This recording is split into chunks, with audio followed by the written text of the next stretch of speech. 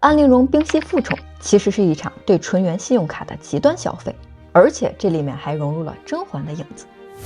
可悲的是，陵容這次賦寵已經是山窮水盡、回光返照，從姐姐不要的恩寵碗邊扒了一口飯吃而已。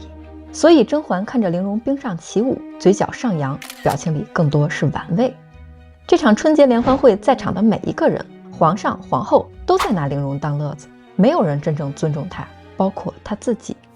那麼，陵容賦寵當晚為什麼要啞着嗓子唱金縷衣？她冰溪一舞中到底注入了多少純元魔法？安陵容求取西鸡丸的過程藏着哪些逻輯閉環？只不過有一味麝香在裡頭。這又是腦洞大開的一期，姐妹們長按點讚，咱們開啟本期的細品《甄嬛傳》。失去歌喉陷入絕境的安陵容開啟了極端的賦寵方式，皇後為她支的高招就是冰溪。為什麼選冰溪呢？這個設定很巧妙，甄嬛對此給出了一個非常官方的解釋。冰溪和满语、摔跤一樣，都是法定国俗，历代大清皇帝都对冰溪青睐有加。青睐到什麼地步呢？先帝的御前侍卫中就有通過苦練冰溪而平步青雲的，听起来是个好辦法。然而命運的饋贈早已在暗中標好了價格。冰溪是一項高難度技藝，需要童子功，而且要求身段柔弱無骨。對早已經過了最佳訓練期又長期養尊處優的陵容來說，無疑又是一項地獄級別的挑戰。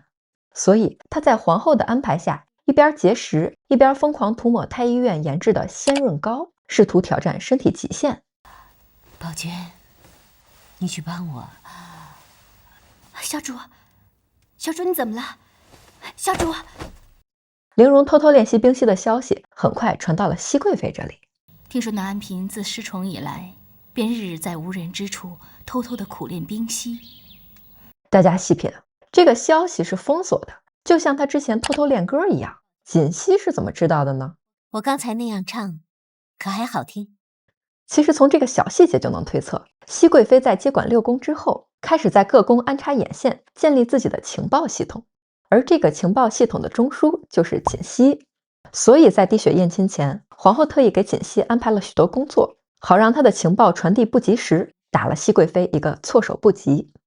與槿汐不同，浣碧更像是團隊裡的財政官，從最開始管理碎玉軒的銀錢，明兒浣碧奉些銀子去安大爺那兒，開了春做衣裳，又是一筆開銷。到現在擴展到各宮的吃穿用度，奴婢一定會知會各宮娘娘、小主，讓他們好好關照安嬪。小允子呢，主要是管外交聯誼。小允子說，她也在甘露寺有故人相識。甄嬛知道陵容試圖用冰溪爭寵，並不擔憂，反而提出了西雞丸的方法，幫助她突破瓶頸。其實倒也有立竿見影的法子，若是有人告訴她，她必定如獲至寶，那可萬萬不能讓她知曉此法，咱還偏得讓她知道。然後嬛嬛講述了冰上飛燕的典故。昔年趙飛燕得寵於漢成帝，身段輕盈，能做掌上舞，便是服用了藥物雞西丸的功效。把西雞丸塞到肚臍眼裡，融化到體內，可以使肌膚勝雪，身段輕盈，而且還不會像節食一樣有損容貌。不過啊，世界上沒有完美的東西，只不過有一味麝香在裡頭。槿汐說，安嬪最懂香料，西雞丸裡有麝香，恐怕瞞不過她吧。我知道瞞不過她，我也不想瞞她，用不用全在於她。這是一招陽謀。甄嬛太了解陵容了，知道她並沒有延遲滿足的能力。一旦有一條捷徑擺在她面前，即使知道有坑，她也會毫不猶豫地跳進去。孩子和恩寵只能二選一，選擇權交給你自己。當初陵容是偷偷往甄嬛的舒痕膠裡面摻麝香，害甄嬛小產，而現在甄嬛是讓陵容主動選擇麝香。關於舒痕膠的線索在此處形成了巧妙的邏輯閉環。宮鬥導師槿汐再次分析計謀的漏洞，提出用楊花煮湯洗滌可以解麝香陰毒的說法。嬛嬛思辨說，如果楊花真的有用，那當年飛燕何得掌握天下大權，怎麼煮盡天下楊花，也不見她有所聲譽呢？叫她知道也好，只當楊花有效，用起來更肆無忌憚了。這就是在130期的時候，我們提到關於趙飛燕、趙合德的第3個典故。同時，這個典故也悄悄預示了結局。趙飛燕最終是自盡收場，而陵容最終也用苦杏仁兒結束了自己原本就不值得的一生。在西姬丸這件事情上，皇后和甄嬛的想法出奇的一致。甄嬛這邊就是放出消息，讓玲瓏自己了解到西姬丸，而皇后是直接把药丸送到了玲瓏面前。事實上，在皇后的原本計劃裡面，根本就没有指望玲瓏能夠通過节食練成冰溪。太醫院研制的鲜潤膏只是一個美好的誘餌。等玲瓏上了烏拉那拉的賊船，皇後才拿出了杀手鐧西姬丸。所以當簡秋拿來药丸的時候，安陵容二話不說就用了。她倒听話。听说娘娘还没赏她，她自己就已经悄悄向太医院求了。看来她倒真的不想要孩子。之前安贵人每次侍寝后，惠春都会监督她喝避孕汤药。小主请喝吧。等後來安貴人升級為安嬪，皇後更是時常提醒，一定要為她做好計生工作。你告訴惠春，每次侍寢後都要盯着安嬪服用避孕的湯藥，以免後患。事情發展到現在，宜修還是沒有意識到孩子的重要性。我們細品安陵容求取西姬丸的整個過程，就會發現一個恐怖的事實：甄嬛遠程監視並且操控着安陵容的一舉一動，皇後那邊也在擺布玲瓏的每一個選擇。在甄嬛和皇後的博弈中，玲瓏自始至終都是一個沒有隱私的透明人，領導和敵人都算計自己，玲瓏只好出賣自己的生育能力，和惡魔進行交易。西姬丸效果顯著，玲瓏不僅瘦了不少，還容光煥發，但是她的心已經死了。有什麼可擔心的？我知道它裡頭的麝香含量有多少。這次練習冰溪復寵和她之前練習歌聲的滿懷期待不同，之前安答應是希望進取，而現在的安嬪是沒有退路。寶娟擔心藥效厲害，玲瓏生育功能受損，於是給她泡了一鍋楊花湯。這裡楊花湯啊，就屬於安慰劑，但玲瓏已經懶得自欺欺人了。反正這些年喝下的各類湯藥也不少，泡不泡都一樣。這裡的各類湯藥應該是特指自己每次侍寢後，皇後都會逼迫自己喝避孕湯藥的事兒。受制於人，連懷孩子都不能自己拿主意，你知道我有多恨嗎？其實這個時候，玲瓏就已經非常恨皇後了，為她最後皇后殺了皇後的神助攻埋下伏筆。冰溪演出這天正好是除夕，這時距離甄嬛除夕倚梅園許願整整過去了8年。1730年的除夕聯歡會開始了，3位大拿上來就展開了一場博弈。去年冰溪才好看，那出哪吒鬧海極得本宮歡心。宜修從來不說廢話，眼前正上演着各種精彩的冰溪表演，他為什麼偏偏要提去年的好看呢？一來，這是他慣用的欲揚先抑的套路，先是說今年的平平無奇，為接下來安陵容的閃亮登場進行心理鋪墊；二來，去年甄嬛還在甘露寺受苦，沒有看過哪吒鬧海的精彩表演，皇後這是在隱晦地提醒眾人不要忘了熹貴妃的黑歷史。第三層是一個有點暗黑的腦洞，之前皇後和華妃看戲的曲目都有講究，什麼鼎炙春秋、薛丁山征西都是有暗喻的，那麼哪吒鬧海有暗喻嗎？這裡很可能是皇後在借用哪吒來暗喻六阿哥。哪吒是托塔李天王最小的兒子，從小頑劣，而六阿哥也是皇上最小的兒子，而且甄嬛也提到過六阿哥性格頑皮，所以皇後很可能是借哪吒剔骨還父、割肉還母的故事來詛咒六阿哥的將來。皇上沒給皇後好臉，而是換了個話題。太祖皇帝就善於走兵，他帶人出戰，走兵比馬隊還快。皇後是着眼後宮的權力爭鬥，皇上是着眼前朝的政治地位。熹貴妃現在統管全家，她的位置、桌子都和皇後一樣高低。她滿臉意氣風發地說：“聽說皇上當年還是4王爺的時候，年年冰上比騎射都能拿到好彩頭。”這個利益一下子高出皇後不少。一方面巧妙地恭維了皇上當年英勇無敵，實力不輸太祖皇帝；另一方面影射了皇後當年在王府的時候也不過是個側福晋。這段較量，嬛嬛輕鬆化解了皇後打來的黑招，順便還捋了一下皇上的毛，顯然是嬛嬛更勝一籌。這時宮女們捧着紅梅登場了。紅梅眾所周知，那是純元觸發開關。8年前的除夕，皇上在酒席上看見紅梅想到的是純元；8年後的除夕，皇上看到紅梅想起的卻是倚梅園紅梅盛開初遇甄嬛的景象。願逆風如解意，容易莫摧殘。當日朕與你也是皆源於梅花。皇上和回憶中的甄嬛一同說出了這句話。甄嬛在一旁也陷入回憶，但她心裡想的顯然是果郡王，所以不咸不淡地回應了一句：“皇上還記得。”這個時候還特意給了果郡王一個鏡頭，果郡王在旁邊好像剛剛挖完地道，滿臉的苦大仇深。我又何嘗不是與他結緣於梅花？1722年除夕夜的倚梅園可熱鬧了，那個時候紅梅綻放，雪後的世界格外清澈安靜。甄嬛在那裡許願的台詞，不僅皇上和余莺兒聽見了，果郡王也聽見了，而且果郡王還發現了他的小象，看到了他逃竄的倩影。皇上拿甄嬛當成替身，還錯認了別人，但果郡王從開始就沒有認錯過，也從來沒有把他當成替身。除夕倚梅園裡如夢如幻的場景，是他們3個人一生愛情糾葛的開始。需要注意的是，皇上當年並沒有看到甄嬛的樣子，只是听到甄嬛在雪中祈求逆風如解意，所以这裡皇上懷念的是甄嬛最像純元的那種朦朧感。包括在130期我們講到甄嬛金封典禮上，皇上回憶的也是剛剛認識甄嬛的階段。當日溫泉心玉，你也是和朕說這般的話。皇上要學漢成帝嗎？臣妾可萬萬不敢做趙合德。現在的皇上和甄嬛經歷了這麼多的危機，內心其實早就不像當年那麼純粹美好了。皇后又適時出來誅心，香中別有韻，清極不知寒。逆風如解意，容易莫摧殘。皇上可還記得姐姐剛入府時，常常吟這首詩啊？皇上都無語了，你就別老整這出了行不行？大家都知道嬛嬛是替身了，你讓我說點什麼好？老登被尬在那裡不敢接話。嬛嬛聽了這話，臉上笑意瞬間消失。她也是到此刻才知道，竟然連這首詩都是純元專屬。自己和皇上的初遇，甚至於嬰兒一朝得寵，都是因為純元。《甄嬛傳》果然是一個巨大的萬萬淚傾。皇後看到甄嬛的表情，滿意的笑了。這裡嬛嬛不高興，並不代表她有多在乎皇上，而是一種知道了曾經認真對待的感情，從頭到尾都是欺騙的一種厭惡感。不過她很快就把厭惡藏在心底，漂亮的反擊。想不到純元皇後也和臣妾一樣，欣賞梅花孤絕之姿。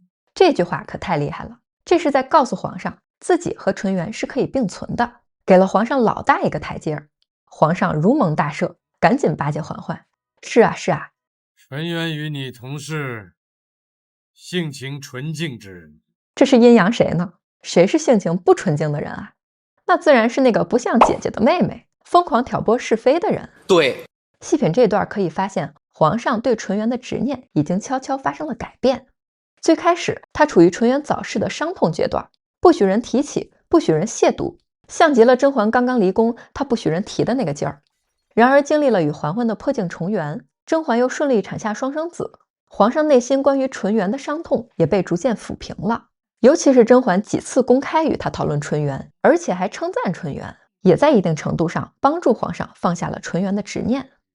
甄嬛利用纯元營救槿汐的劇情在128期，很精彩，還沒看過的小伙伴可以去補一下。接下來我們有請今天壓軸嘉賓安陵容閃亮登場。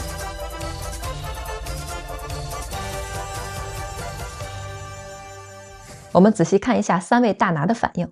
皇上最初皺了一下眉，心理活動大概是，他不是不降被禁足嗎？怎麼跑出來了？皇后先是被驚豔到，然後轉為欣慰，說明這個亮相達到了皇后預設的效果。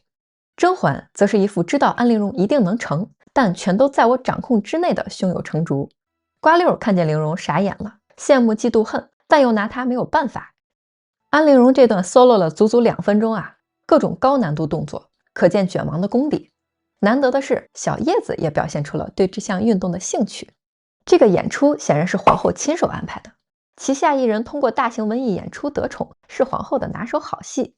多年前，安常在乘船演唱《金縷衣》，就是皇后一石三鳥的職場代表作。